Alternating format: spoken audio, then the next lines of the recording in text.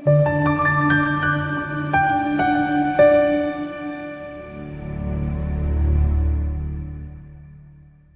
uzokulonda, uNkulunkulu uzokubusisa. Bhekana lodaba lwamaphupho njengenjwayelo. Qinisekisa ukuthi uma uqala ukuvela ubheka le channel uyasubscribe kule channel, ulike le video le bese uyobheka amanye amavideo ayi1000 and more ongakwazi ukuthi ufunde kuno okuthile okuthinta futhi amaphupho.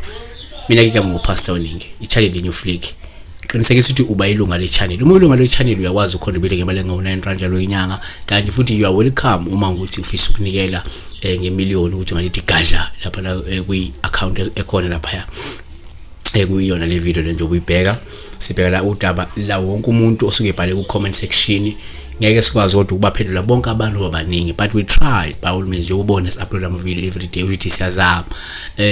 Sibheka la uSoli Grace 9077 at Soli Grace 9077 uthi hi pastor uthi uphupha uhamba kungaqokile icathulo kodwa nje ugcoke kahle ngaphezulu. Asifocus itheni ke ugqoka uhamba ngezinyawo phansi.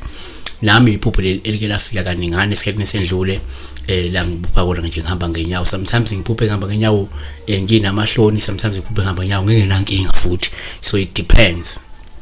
Yabona nake singakusho number 1 uma uphupha ungayigqokile icathulo singathela njengoPaul uma udunyazwa ukuhamba ngezinyawo. Lungabika la isikhathi sosizi noma inkathazo okanye inhlupheko nobunzima noma ke inkinga kwezemali osuke ke nje sizwa kuwena. Yabona 2 futhi uma uphupha la ungagqokile icathulo kungaba uPaul uma ukudumaza ukuhamba ngezinyawo. Lungabuye lusho ukulahlekelwa noma ukwaliwa okanye kungabe ukuphangalela komuntu kwesinye isikhathi. Usho ukuthi la kukhona into engahle kulahlekele noma uzokwaliwa okanye kungase kube nomuntu osuke ezondlula ke emhlabeni kwabanye abantu kwesinye isikhathi. Yabona 3 futhi uma ungagqokile icathulo kuUPaul uma uhamba ngezinyawo phambi kwabantu. Lokho kungasho ukuthi ungase ubhekane nesimo noma inkohliso ezokubangela ukululazeka, ukuhlazeka noma ukudumala okukhulu. 4 uma uphupha futhi ungagqokile icathulo uphawu oluhle uma uhamba esihlabathini solwandle ngezinyawo. Lusho ukuthi ungalindela isikhathi esihle futhi esigcwele injabulo nomunye umuntu omkhonzile. Ngenzeka ukukhona okuhle uhambo oluhle, ikhathi ezinhle zenjabulo, ikhathi ezinhle zokuthokoza uzoba nazo nomunye umuntu kakhulukazi okuwumuntu osondele nawe. Number 5 asesithi futhi uphupha la ungayigqokile icathulo uPaul uhle uma uthokozela ukuhamba ngezinyawo. Lusho ubuqotho, lungasho isimilo, lingasho nentobeko ukuthi umuntu othobekile. Lungaphindela ukukhombe nesenzo sokuhlonipha uNkulunkulu nokufuna intethelelo noma ukuphenduka ezonweni zakho. Siyakhumbula ke uNkulunkulu ethi kuMose khumula icathulo balendawo kuyingcwele. So sometimes kunobungcwele futhi uhamba ngenyawo. Siyabona futhi amanye amabandla njengathi eZayoni siyayikhumula vele icathulo masingena ngaphathi enkonzweni bese kuba nabantu futhi bandlela kaShembe nabo banako ukuhamba ngenyawo phansi. Ukuhamba ngenyawo phansi kwabanye kusho lobo bungcwele, kusho ukusondelana noNkulunkulu.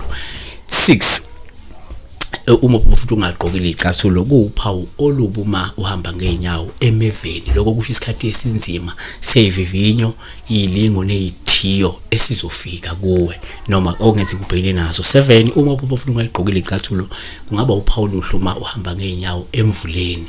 Lokho kungasho insindiso noma kungasho ukuthi ungase uthole izibusiso ezivela kuNkulunkulu empilweni njengamanje. Yabona 8 uma futhi ungayigqokile icathulo uphawu olubi kwesinye isikhathi uma uhamba ngezinyawo emvuleni. Lungasho nje isikhathi sosizi, lungasho isikhathi sehibe esino ezizokuhlasela kodwa ke esizondlula phela futhi ngokusheshsha futhi ozokwazi ukumelana naso. Yayibona kodwa ke sesithi number 9 uma futhi ungagqokile icathulo kungaba uPaul uma uhamba ngezinyawo ematsheni.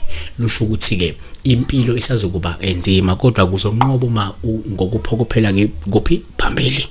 Yabona 10 futhi uma uphupha ungagqokile icathulo ungabe kube uphawu oluhle nje uma ungenankinga ngokuhamba ngeenyawo lungabe nje lisho kwembathwa imimoya futhi ukuthi mhlawumbe kuseni uhambo noma kisigaba sikamoya esikulindile osozosihamba ukuthi kuyenzeka abanye abantu behamba ngenyawo ngenxa yokuthi bambethwe imimoya kunemimoya ebembethe ngabe umuntu yisithunywa ngaba into eyidlozi kodwa embethe lo muntu loya ayohamba ngelinyawo bese iyadalulwa bemprofit amabholofu bathi wena unesimo somoya unesimo sedlozi elikwembethe wena efuna ngabe mhlawumbe ulenzele into ethile usengayibona kuhamba ke lapha ke ngazo inyawo. Siyabonga kakhulu uNkulunkulu akenze njani akakwandisele uNkulunkulu akubusise yenza okubalekile subscribe kule channel bese uyiseka ichannel ufake imali unikele wenze konke usifonele uncome uma uthi ncoma usifonele ubonge manje khona lesizakele khona siyabonga.